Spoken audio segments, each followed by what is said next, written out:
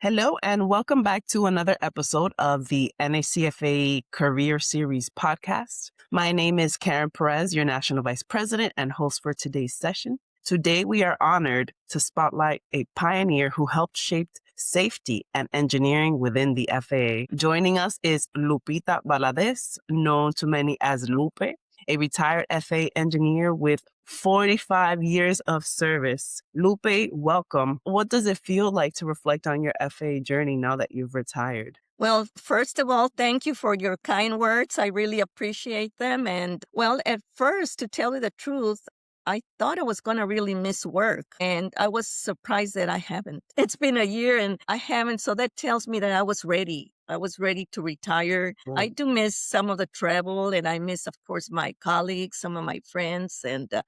But I really haven't missed it. But once in a while, I do reflect on the years, everything that I accomplished or that I went through. And it's a lot. It was a lot in 45 years. Now, you were the first Hispanic female engineer in the FAA Southwest Region. What were the kind of challenges that you faced entering such a male-dominated field? Okay, first, I started working at the Southwest regional office, and in the construction section as a resident engineer. And the resident engineer, what we did was oversee projects, the construction of projects out in the field, and this entailed for me to travel like around 5 states: Arkansas, Texas, Oklahoma, New Mexico, and Louisiana. And my first job was in Rogers, Texas, which is kind of northeast of Austin, Texas. And it was the construction of the new long-range radar, the ARSR. And during my 4 years as a resident engineer, I did have some challenges, especially with some contractors that I guess they felt that a woman shouldn't be out there with all these men, and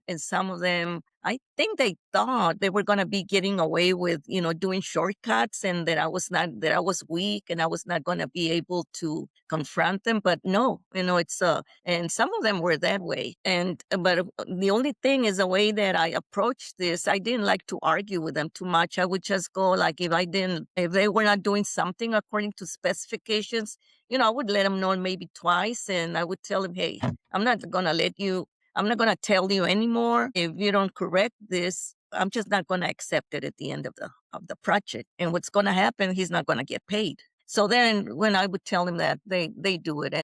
And basically that was one of the things that I experienced out in the field. And I was surprised because in reality, where I experienced more not being accepted was when I worked as a general engineer in one of the sectors. I really wasn't welcome there. And that's where I really felt the pressure of being a female engineer.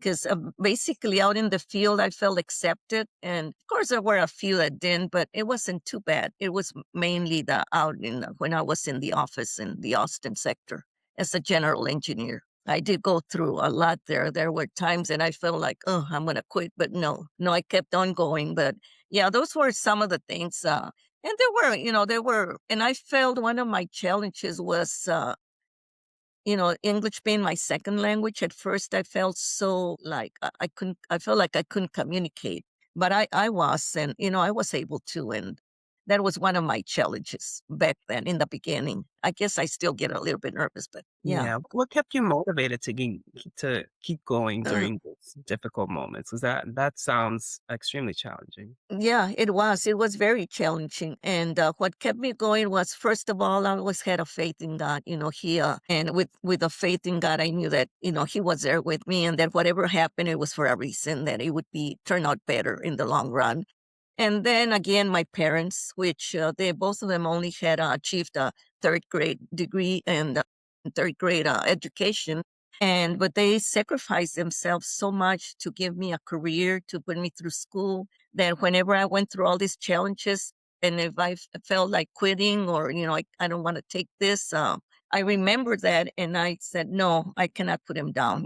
I just remember their sacrifices and how strong they were. So that made me stronger. And then I followed their example. And the other was, although there were not very nice people around, there were a lot of good coworkers, a lot of good friends that helped me and supported me in through all this. So that helped also. Wow. As having so many firsts, did you have any idea of the impact that you were making at the time? No, no, really, I didn't. And I never thought about it. And even throughout the career, I never thought about it. And the first impact I had was when I was invited to attend.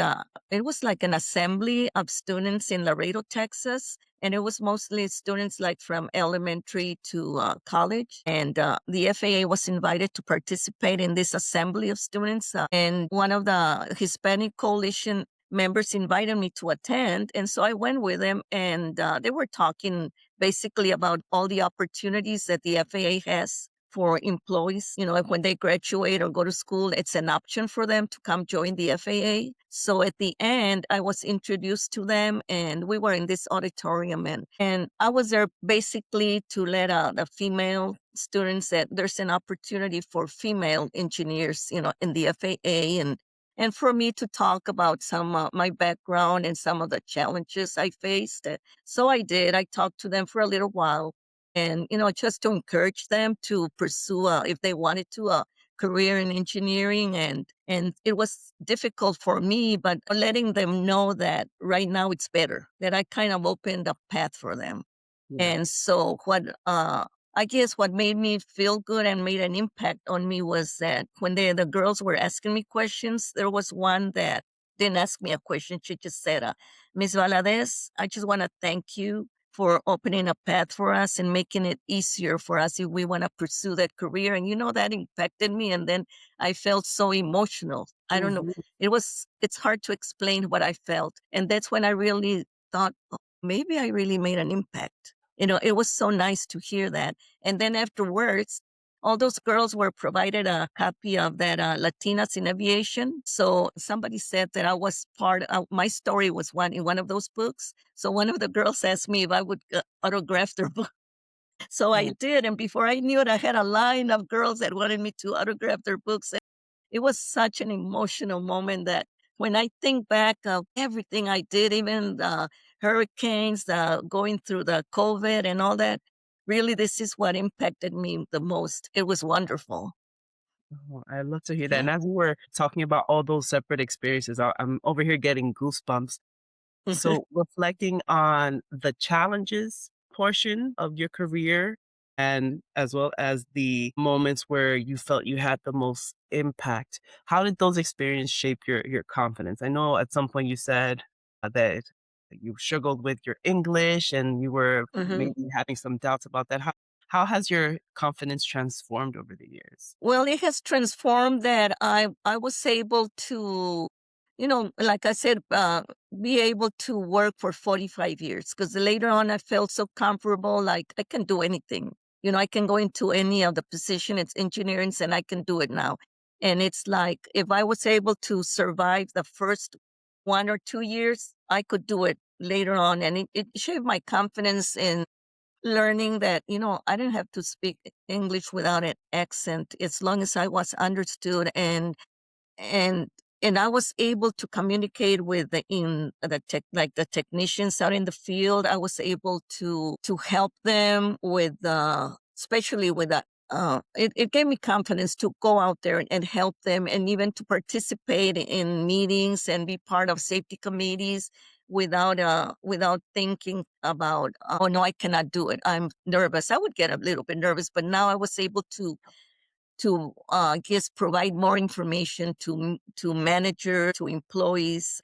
I don't know if is that what you were asking me? Is that Yes, yes, it is. I think it's important for people to know that as you go through your career, the challenges are inevitable and that you, just like you change in different facets of your life, so do you in your career, in your professional development, and your confidence does increase when you are more rooted in not only your passion, but your purpose, and that it plays a huge role in how you present yourself and the Mhm. confidence that you do exude.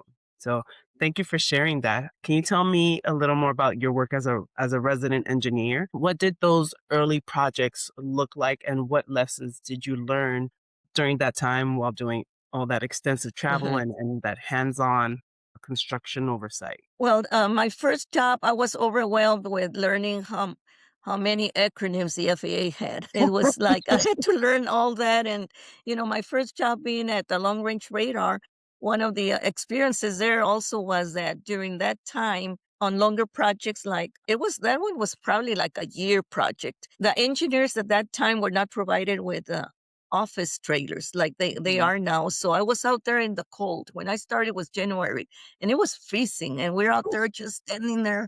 And that's one of the things I said, oh no, I don't like this. But I said, no, I have to make it. And so but I did survive the weather because like you said, and I was traveling on all those 5 states and some where it was raining, some it was snowing, and where it was really humid. But I survived all that and I learned to cope with that. And my projects, I learned a lot, especially the first two. I learned, like I said, on the FAA acronyms. And something they don't teach you in school was actually reading all those specifications, the Mhm. drawings, dealing with the contractors, which you don't learn in school. It was interesting going through all that, dealing with the airport authorities. So Yeah. that's where part of my confidence came in, that now I could talk to the airport authorities or other engineers, or even when I had to deal with the city people. And that helped a lot, going through all this phase of traveling.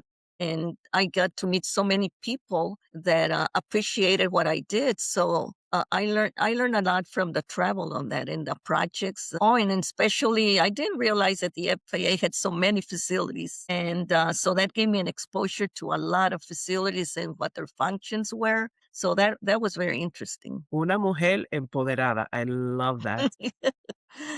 I'm told that your work played a significant role in establishing programs for environmental and safety compliance across the FAA. Can you tell us a little more about that? Yes. Like I said, first I started as a resident engineer, then I went into the regional office as project engineer, where now instead of overseeing the projects, actually I did the produce the engineering packages. And then after that, I went to Austin as a general engineer. And there I did a little bit of engineering, but on in the small scale, for the local projects. And I had like fuel tank program, engine generator programs.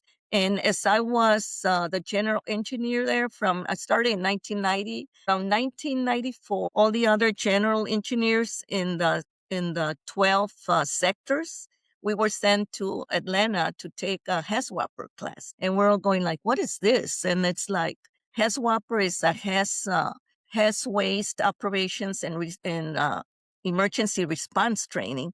So that was something that was not related to our role as a general engineer. So we were wondering, why are we taking this class in hazardous materials? So it turned out that Washington mandated that the FAA was supposed to now comply with all the EPA and OSHA regulations, whereas before only private industry and the general sector were supposed to comply with them. So they thought now the government had to set the example. And that's how I started. And now I realize that HAZWOPER class was the beginning of my career as the CCOM. And for 2 years, I was doing both jobs as a CCOM and general engineer. And as a CCOM, initially, what I did was I took a lot of intensive training, like fall protection, asbestos, to get ready for that position. And since it was new, and then we had a team of several CCOMs and some professionals from the regional office, which we met with consultants that were developing the environmental and safety plans. So we worked very closely with them. And after these plans were completed, then of course we went into the implementation of those plans. And from those plans, they developed the orders, the guidances, everything that was needed to implement all the EPA and OSHA standards out in the field. Wow. So in 96, yeah, and then in 1996, the FAA went through a reorganization. So Mm. all the sectors were eliminated. And what happened, they made all these big areas that were called the SMOs, the System Management Offices. And I fell into the one for the Gulf Coast SMO. And that one was consisted of what used to be the New Orleans, Texas, San Antonio, Austin, of course, and then the Houston sectors. Now it became a huge sector, which was called the System Management Office. And now my job there, and I bid on it because now since they closed our sectors, either I had to go back to the regional office as an engineer or stay there in Austin as a technician, but I couldn't because I didn't have any certifications. So my other option was to go to Houston, and I chose Houston as a CCOM because also the reason I went to Austin is because my parents lived with me when I was a project engineer in Fort Worth. And my mother had lupus and she was getting very sick. So I needed help from my sisters, which they were in Austin. So that's why I chose Austin. I just wanted to stay there. But then I had to move to Houston. And there, I became formally the CCOM. And that was really my career there. It started more there than in Austin. Now I was formally the CCOM there. And my role was to help the management, the small management, to implement all the EPA and OSHA regulations out in the field, and to ensure that the employees were provided with a safe workplace environment, and also with the protection of the environment by all the activities that performed by the FAA operations. Okay, so looking back on this position, did you see how the effort changed FAA operations? Were you able to visualize what that impact was throughout the entire agency? Yes, the first impact that I saw was that it delayed a lot of the projects because now, like, let's say for example, before all these standards that the FAA had to comply with all these standards. Let's say for example, there's a engineering services had a project to remodel, let's say a tower in the base building, and part of it was to remove the roof, replace a roof with a new roof. So they would just hire a general contractor and they would remove all the old roof and install the new one. Now with the new regulations, we had to test to see if any of the materials contain asbestos. And if they did, now they had to hire an abatement contractor to remove all the asbestos containing materials so that it would delay the projects. Because now there was a separate project in itself. Not only that, but it also incurred more costs. It became very costly in the beginning to implement all the standards. That was one of the changes in the FAA operations. And of course, out in the field with the employees, it took them a while to get used to implementing this standards also, because they were used to doing their job and now they had to incorporate all this into their jobs, and it required more time and effort, and it took them a while to get used to it. Like, for example, now they had eye wash stations that they had to install their facilities where they had chemicals, and they were not used to that. So it took them a while to do that, and they had to conduct inspections on them, like monthly inspections or quarterly, and then they had to change the water like every 6 months, and they would forget because they were not used to it. So there was an impact on out in the field, getting used to all this. And then we provided them with all the personal protective equipment they needed to do their job safely. And they were not used to that. They would forget. And a lot of them, the older employees, they were reluctant to these changes. They said, well, no, it's I've never had an accident before, so why should I wear all this stuff? So it had an impact in that respect. Very interesting. So Mhm. seeing how big of an impact your role had, how did this phase in your career redefine what your professional purpose was? So now my purpose, I saw that it was to ensure that, like I mentioned before, that the employees were provided with a safe work environment and the protection of the environment. So that was my change in another purpose of my new phase in my career. Very good. So, as you're speaking about your experience as a CECOM, which is Safety Environment Compliance Manager, you supported employees during major events and crises. That must have given you a tremendous sense of not only pride but purpose as well, especially with exercising leadership during emergencies. Right. So, what does that leadership mean to you? Well, it meant to be that when my I had a coworker, another CCAM, and we work, in the same office, and we work very closely. So, a lot of my accomplishments, it was between him and me, and we work really well together. And for all the 27 years and that I was a CCAM, and so whenever we were like volunteer, I guess we were volunteers. The first one was Katrina, and so I didn't have any experience with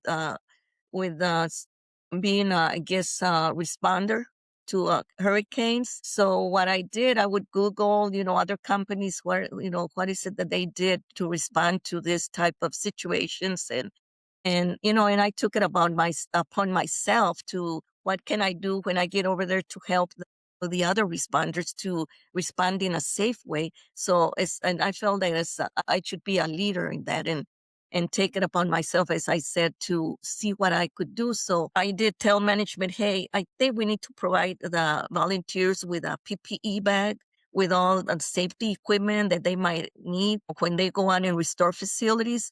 And I gave them a list of things that I thought they needed, and there were like about 26 items, like safety glasses, different kinds of gloves for chemicals, just for carrying heavy equipment, first aid kits, flashlights, because there was no power out there, Hmm. and snake bite kits. So it was a lot of things in that little kit. So that was, I felt as a leader, I took that upon myself to create that for the employees, and also I came up with a list of things to go over them. When I was over there, I provided them a list, not only a list, but I gave them a little bit of a brief training in the mornings before they went out to restore the facilities about the hazards they might encounter out there. And it was something that I didn't know was going to happen, but I did take it upon myself to prepare myself before going over there. And they all appreciated that. We talked about, there's going to be snakes, or like, watch out for your coworkers. If you start experiencing these symptoms, they might be getting a heat stroke, things like that. So I was prepared with that. And also, I also took names of contractors with me, and that I had talked to them beforehand in case we needed a contractor out there, we would be able to call them, because there was nobody in New Orleans. I mean, Hmm. it was like a ghost town. It was a ghost town.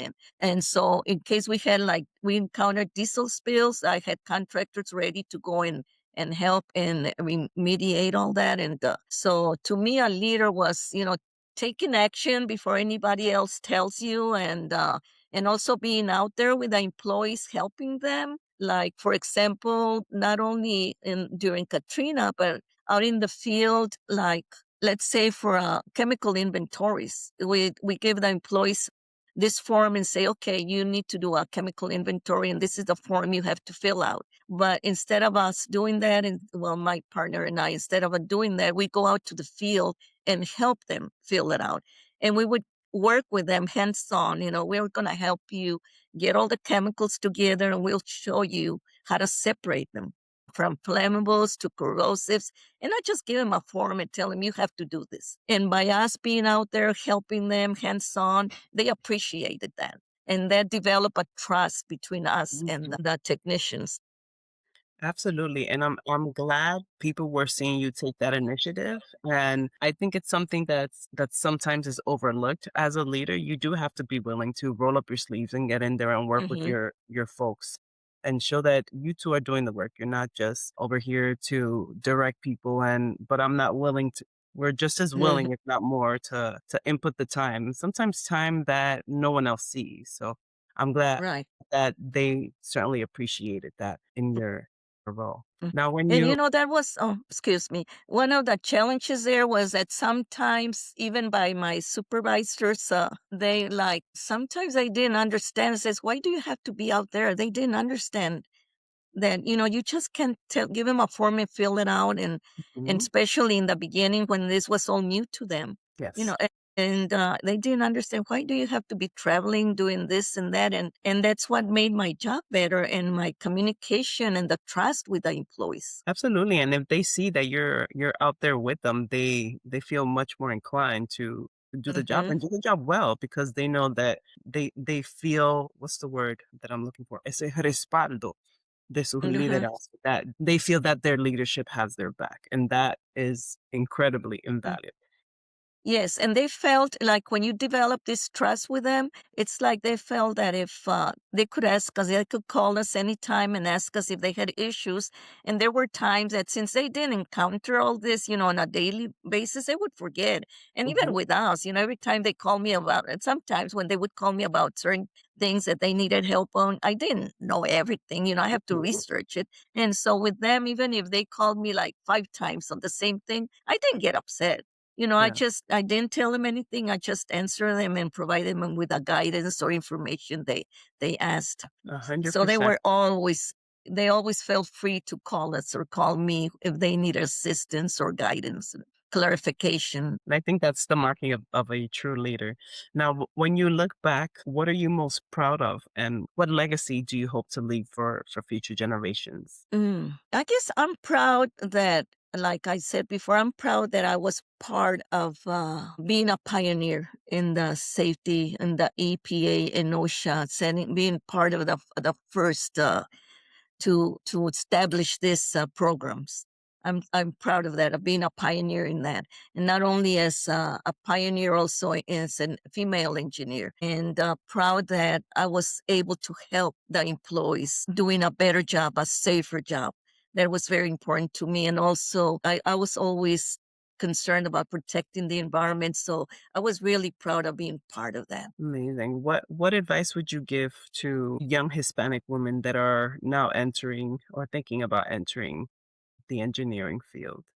I would tell them to be very secure, assured of themselves, and not to let anything discourage them from achieving their goals. And if they ever encounter any challenges, well, I would say, first of all, I would ignore a lot of things because I learned throughout my career that if somebody insulted me or something, if I would just ignore them or laugh at it, they later on they would stop and not do anything and not let your emotions control you. But if there were times when really it would get really bad, I would tell them, you don't have to accept all this abuse. Either you can talk to the person themselves, and a lot of times when you do that, they'll appreciate that you tell them, "Hey, I don't like how you're treating me," and they'll accept and appreciate that you're telling them, and they'll probably change. But there's some people that never will. And so if that keeps going on, I would tell them, then go to your manager and see what they do.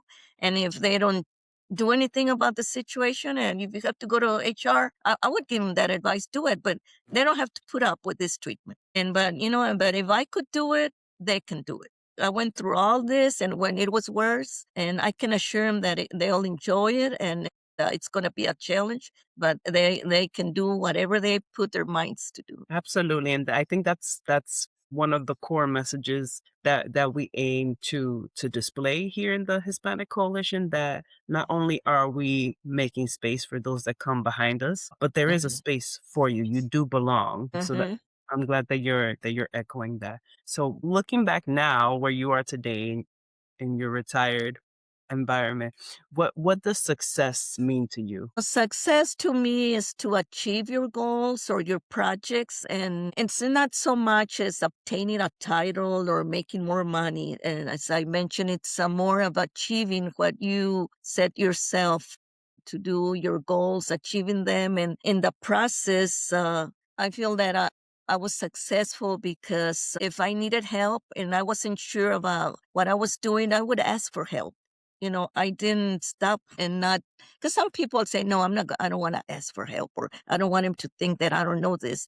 And I didn't have that problem. So to me, to be successful, it's also asking for help. And not only that, providing help to others, even without asking. If I knew that there was something that I have learned and it would be a benefit to others, I would provide that to them. But that's to me what success is, to be able to reach your goal in with asking for help or giving help, and just and being sure of yourself. And but the main thing is doing it and reaching your goal by competing with yourself, knowing that your limitations, and but putting everything that you can do just do it completely. I mean, completely, as much as you know that you're capable of. Don't let anything stop you. So I think that's a wonderful answer. And one thing I'll say is because we don't often have someone showing us the way, we're usually first generation college students, first generation career professionals. We don't always have someone to vent or to exchange ideas on any challenges that we may have. So I think having a support system is incredibly invaluable, kind of like the coalition is to Hmm. many of us, as it has been to me. So how did faith and family support you throughout all these challenges in your career? Well, my family was always there for me, but whenever I had issues, I would call them and they give me advice. And, they, with their advice, they always kept telling me and reminded me of my parents, what they went through. Because, like, I was born in Mexico, and it was my mom's idea to move to the United States because she told my father, no, we need to move over there because, she felt like we would be getting a better education. So, it was a sacrifice for them to move us to the United States, and my father starting all over with a new job and all that. So my sisters would remind me of that, but they would give me advice because I have three sisters and there's four of us and I'm the youngest. So they would give me advice of things that they went through and how they managed to cope with them and encourage me never to give up. Very well, Lupe. And I think that speaks volumes on the support that we receive from the people that are around us and the people that care about us. I think it also touches on we are here because those that came before us paved the way. Mm-hmm. And somehow, at least for me, acknowledging those challenges that they went through, those sacrifices that they had to endure, definitely makes it all the more invigorating to want to tackle my goals, to want to Right. do all the things that they couldn't do. Say my grandmother couldn't go to school, I have to go to school. I have to Mm-hmm. never bought a house, I have to buy a house. And I think that sort of lights a fire in us when we acknowledge where we came from and acknowledge the challenges that others before us faced, that because they faced it, we no longer Mm-hmm. have those roadblocks. So I'm so happy to hear that you're referencing that. And before we close, do you have any final parting words? Well, I'm just appreciate the opportunity for this interview, and I hope it does help other female engineers or females that want to pursue the engineering field, and especially if they want to come into the FAA. And they have a lot of opportunities, not only in engineering, but as managers, technicians, controllers. There's a lot within the FAA. And I had a wonderful career with the FAA, which I really appreciated. I learned so much. Beautiful. Thank you. I'm glad Hmm. that your experience will shed light on for so many of those that are looking to pursue a career in the engineering field. Hmm. So thank you so much. Thank you. So Lupe, amazing. Thank you for giving us your time and for sharing your incredible journey as well as paving the way for so many. So a huge heartfelt thank you. For our listeners, if you were inspired by today's episode, there's more where that came from. Please consider joining the National Hispanic Coalition for Aviation Excellence. Visit www.nacfa.org to learn more. Thank you for tuning in, and we'll see you on the next episode of the NHCFAE Career Series Podcast. Hasta Thank luego. you.